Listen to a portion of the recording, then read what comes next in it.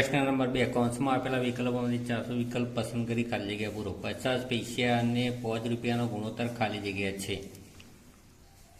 તો 50 પૈસા અને 5 રૂપિયા. 5 રૂપિયાના પહેલાં પૈસામાં કન્વર્ટ કરવા પડશે. તો 5 રૂપિયાના પૈસા થાય છે 500. 50 ભાગ્યા 500 0 0 5 10 50. હવે 1/10 બરાબર 1/10. તો આનો જવાબ આવશે 1/10. ગુણોત્તર 2/5 એટલે ખાલી જગ્યા ટકા. હવે આપણે ગુણોત્તરને ટકામાં ફેરવવાનો છે. તો પહેલાં તો 2/5 આપણે ભાગાકારમાં દર્શાવીએ તો 2/5. હવે એને ટકામાં ફેરવવા માટે આપણે શું કરવું પડશે? તો 100 ગુણવું પડશે. તો 5 20 100 તો 20 દુ 40. તો એનો જવાબ આવશે 40%.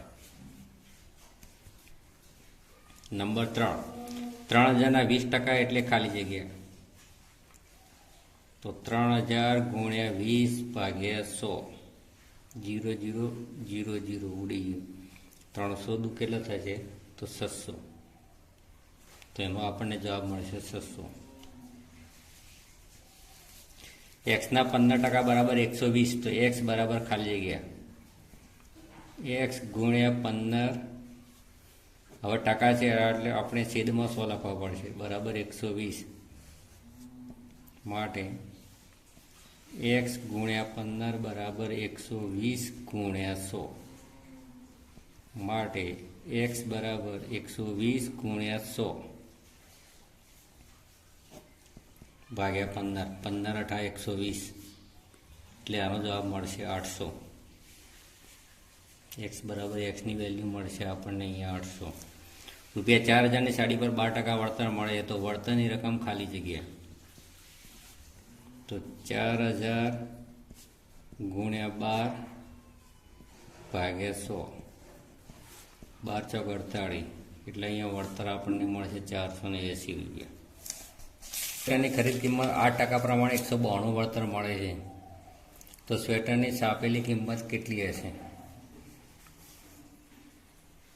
નંબર 6 8% બરાબર 192 માટે 100% બરાબર કેટલા? 100 ગુણ્યા 192 ભાગ્યા 8. 8 × 8 8 દુ 16. 17 18 19 3 વધ્યા 8 × 4 32. એટલે અહીંયા આપણને વળતર મળશે 24.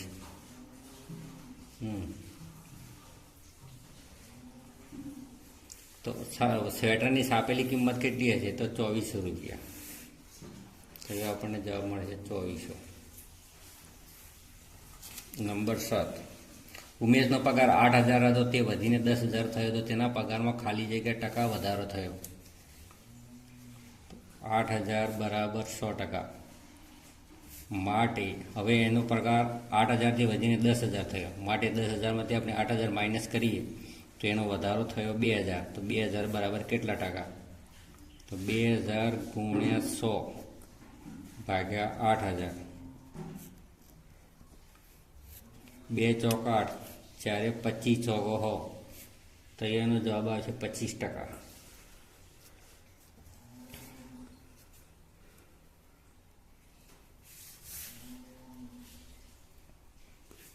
$4000નું 12% એટલે કે 2 વર્ષનું સાદું વ્યાજ ખાલી જગ્યા રૂપિયા થાય.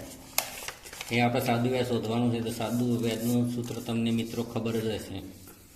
સાદા વ્યાજનું સૂત્ર આવશે I બરાબર PRN ભાગ્યા 100. જે P એટલે કે મુદ્દલ. તો મુદ્દલ આપેલું છે 4000. R બરાબર ટકા. તો ટકા આપણને આપેલા છે 12. N બરાબર વર્ષ. તો વર્ષ આપેલા છે 2 ભાગ્યા 100 0 0 0 0 ઉડી ગયું. 12 દુ 24 2496 અને એક આપણે મીંડી મૂકી કાઢી તો 960 રૂપિયા વ્યાજ થાય. તો કે જવાબ આવશે 960. ગત વર્ષનો વરસાદ 120 મીમી હતો તો આ વર્ષે 90 મીમી પડ્યો તો વરસાદમાં ખાલી જગ્યા ટકાની ઘટ થઈ. હવે 120 આપણને 100% મળે. અહીંયા ઘટાડો છે 120માંથી આપણે 90 માઇનસ કરીએ તો 30 આવે. તો 30 mm આપણે ટકા શોધવાના. તો 120 ગુણ્યા 100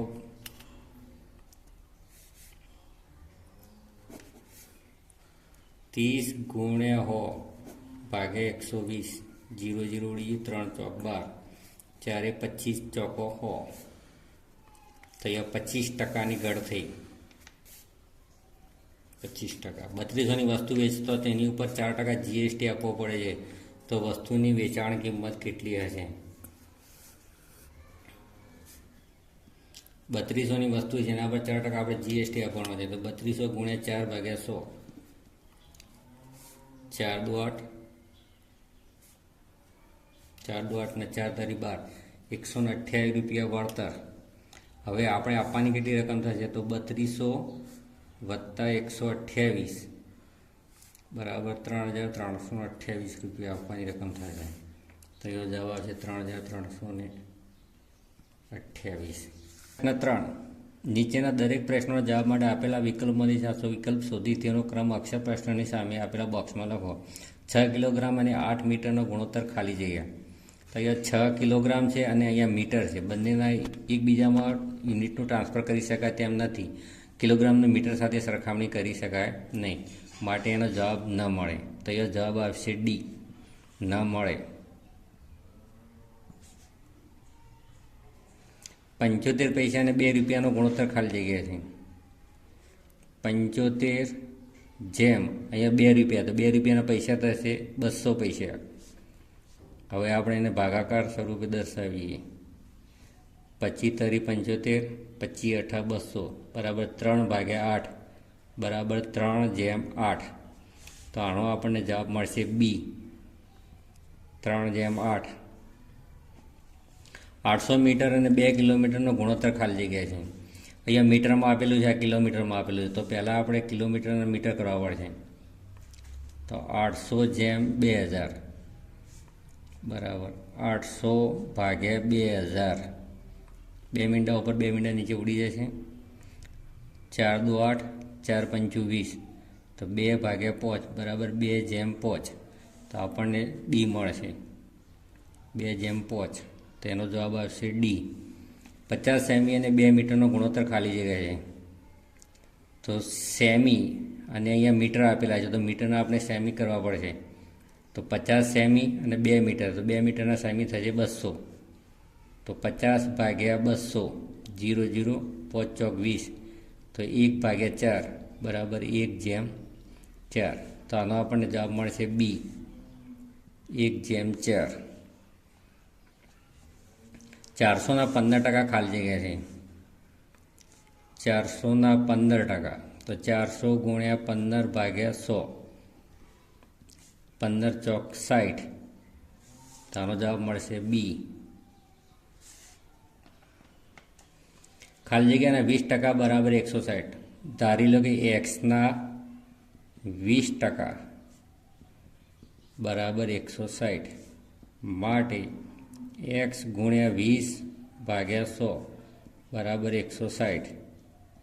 એક્સ બરાબર 160. આ ભાગાકારનું સામે ગુણાકારમાં જશે અને ગુણાકારનું નીચે ભાગાકારમાં આવશે. 0 0 2 8 100 ગુણ્યા 8 એટલે 800 રૂપિયા. તો 800ના 20% 160 થશે. તો અહીંયા 800. અહીંયા જવાબ આવશે ડી. 6 પેનની કિંમત 90 રૂપિયા હોય તો 7 પેનની કિંમત ખાલી જગ્યા રૂપિયા થાય. હવે અહીંયા 6 પેનની કિંમત આપણને 90 રૂપિયા આપેલી છે. તો 90 ભાગ્યા 6 એટલે 15 6 90 એટલે એક બોલ પેનની કિંમત થશે 15 રૂપિયા. હવે 7 બોલ પેનની કિંમત શોધવી તો 7 ગુણી નાખવાનું, તો 15 × 105. તો અહીંયા જવાબ આવશે સી, 105. ખાલી જગ્યાના 12% બરાબર 96. ધારો કે એક્સના 12% બરાબર 96. તો એક્સ બરાબર 96 ગુણ્યા 100 ભાગ્યા 12 12 8 96 100 800. તો 800ના 12% 96 થશે. તો અહીંયા જવાબ આવશે ડી. 1600નું ખાલી જગ્યા ટકા લે કે 2 વર્ષનું સાદું વ્યાજ ખાલી જગ્યા થાય. તો આપણે અહીંયા ટકા શોધવાના છે, જે આપણને સૂત્ર તમને ખબર જ છે કે આઈ બરાબર PRN ભાગ્યા 100. આઈ બરાબર PRN ભાગ્યા 100, જેમાં આપણને શું નહીં આપેલું? ટકા નથી આપેલા. તો આઈ બરાબર વ્યાજ આપેલું છે 256 રૂપિયા. પી બરાબર વ્યાજ મુદ્દલ, તો મુદ્દલ આપેલું છે 1600 રૂપિયા. આર આપેલા નથી, એન આપેલા છે 2 વર્ષ.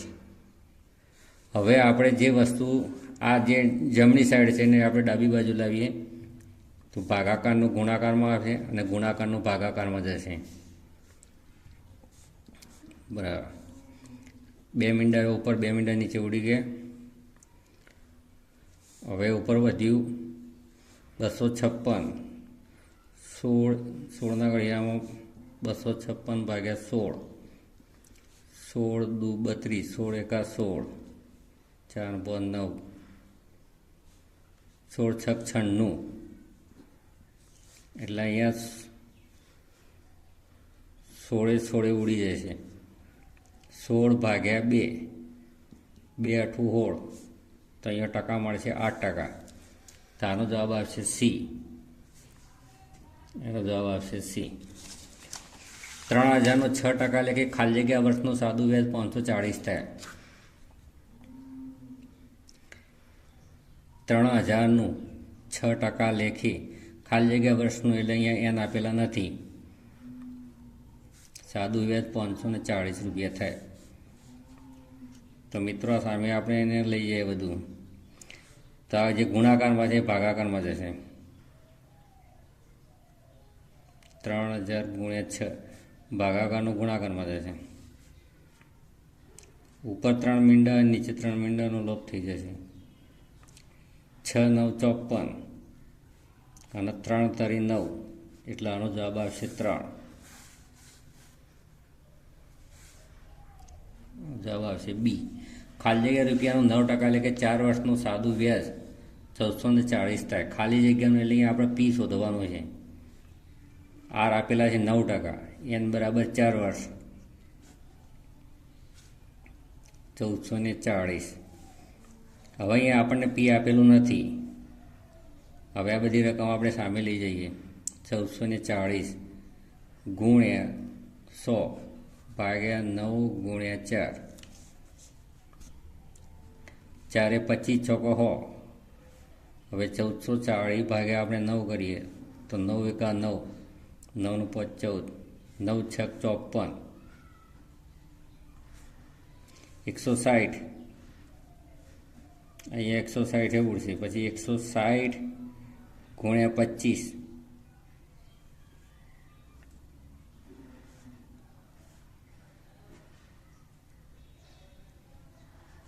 તો એ જવાબ આવે છે 4000. ચાલો જવાબ મળે છે આપણને સી. 4000નું 9% એટલે કે 8 વર્ષનું સાદું વ્યાજ 1440 રૂપિયા થશે. હવે 2400ના ડ્રેસ પર 288 રૂપિયા વળતર મળે તો આ ડ્રેસ પર ખાલી જગ્યા વળતર મળ્યું ગણાય. નંબર 12. 2400ના ડ્રેસ પર 288 રૂપિયા વળતર મળે છે તો આ ડ્રેસ પર ખાલી જગ્યા અહીંયા 2400 રૂપિયા બરાબર 100%. માટે 288 બરાબર કેટલા? 288 ગુણ્યા 100 ભાગ્યા 2400. 288 ભાગ્યા 24, 24 એકા 24, 24 દુ 48, 12%. તારો જવાબ આવશે ડી, 12%. 5000નું 2 વર્ષનું 8% એટલે કે ચક્રવૃદ્ધિ વ્યાજ એ સાદા વ્યાજ કરતાં ખાલી જગ્યા હોય તો હંમેશા ચક્રવૃદ્ધિ વ્યાજ એ સાદા વ્યાજ કરતાં હંમેશા વધારે હોય છે. તેથી તેનો જવાબ આવશે એ. તો અહીંયા પ્રશ્ન 3 પૂરો થાય. પ્રશ્ન નંબર 4. નીચેના વિધાનો ખરા છે કે ખોટા તે લખો. 1800ની સાડી 10% વળતરથી ખરીદતો સાડીના 1790 રૂપિયા આપવાના થાય. અહીંયા 1800 રૂપિયાની સાડી છે, એના 10% વળતર 180 રૂપિયા વળતર આપવું પડે. માટે 1800 - 180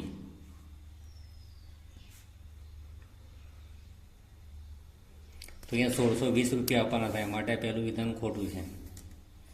3200 રૂપિયાની વસ્તુ પર 5% જીએસટી પર તો વસ્તુ 3205 રૂપિયા આપવા પડે. 3200 ના 5%. 10 ની પડી 100 વધી 15 ની 16 160 માટે 3200 + 160 3360 રૂપિયા આપવા પડે, માટે બીજા નંબરનું વિધાન પણ ખોટું છે. 10% એટલે કે વળતર કાપ્યા પછી એક વસ્તુના 810 રૂપિયા આપવાના થાય તો વસ્તુની છાપેલી કિંમત 900 રૂપિયા હોય, તો 900 ના 10%. 900 ના 10% 90 રૂપિયા, માટે 900 - 90 = 810. નંબર 4 ગુણોત્તર 3/5 એટલે 60%, તો 3/5 ગુણ્યા 100 પછી 20 પંચું હો 20 × 3 = 60. તો નંબર 4 ખરું. 900 ના 20% = 180 થાય. 900 ના 20% 90 × 180. આ વિધાન પણ ખરું છે. 80 મિલીલીટર અને 120 કિલોમીટરનો ગુણોત્તર 2:3 થાય. અહીંયા મિલીલીટર અને કિલોમીટરની સરખામણી કરી ન શકાય, માટે વિધાન 6 ખોટું છે. 609% એટલે કે 3 વર્ષનું સાદું વ્યાજ 162 થાય. 600 × 9 × 3 ભાગ્યા 100. 6 × 9 = 54. 3 × 4 = 12 પડે બગડો વધી 3 × 5 = 15 ને 16. તો વિધાન 7 ખરું છે. 162 રૂપિયા વ્યાજ થાય છે. 1200 નું 8% એટલે કે 2 વર્ષના સાદા વ્યાજ મુદ્દલ 192 રૂપિયા થાય. તો 1200 × 8 × 2 ભાગ્યા 100. 12 × 8 = 96. 96 × 2 2 છે 12 પડે બગડો વધી 2 નો 18 19 192. વ્યાજ મુદ્દલ 192 થાય. 1200 રૂપિયા તો મુદ્દલ છે, એની અંદર 192 રૂપિયા ઉમેરો તો 1392 થાય, માટે 8 નંબરનું વિધાન ખોટું છે.